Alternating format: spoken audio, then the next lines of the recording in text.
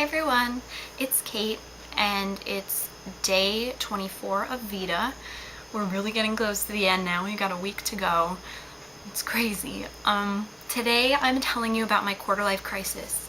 And yes, I have experienced it and I am still kind of in the midst of it. So sit tight, here's my story. I would say my quarter life crisis started in 2009. It was the beginning of the last semester of college for me, and I was going to graduate with a degree in accounting, and I did. That's what happened, but I didn't want it, and I've mentioned this before. I wasn't interested in accounting. In order to get certified, I was going to have to sit for a 4-part test that would take months and months of preparation, and that's just not my personality. And I know that's, people say, well, it's just hard work, you got to put the work in.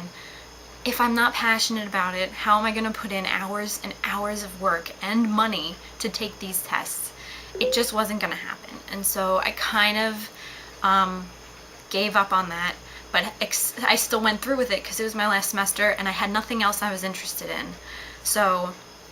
And that was also pressure, because since there wasn't something else I could automatically go to, there was a lot of pressure for, well, why didn't you just stick with this so you could have a job? Especially from my parents. And that was really rough. That contributed to it.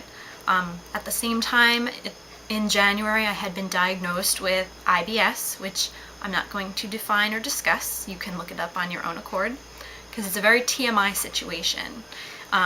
In general, it's a digestive issue. I'm not going to go into detail, but I was trying to cope with that, and I was going really badly because I just felt sick all the time, and so my anxiety was really high because of those two things, and also because my boyfriend at the time, he was a very stressed out person, and he was worrying about his own stuff, and since I'm very sympathetic, I was getting stressed out about his life on top of everything else for me, and it wasn't a good time for me. 2009 was probably the shittiest year I've had in recent memory. It wasn't good. But in 2010, I kind of settled with all the emotional things that were going on, like being done with college, and that I was never going back, and I was never going to have the same relationship with my friends. Like, we would from now on only see each other once in a while, and I finally accepted that. And also, I decided to break up with my boyfriend because I realized it was too stressful for me and it wasn't doing me any good. So that was like the first step. The breakup was like the first real progressive step that I took. And then later that year, I didn't plan on this at all, but I started going out with Eric, and it ended up being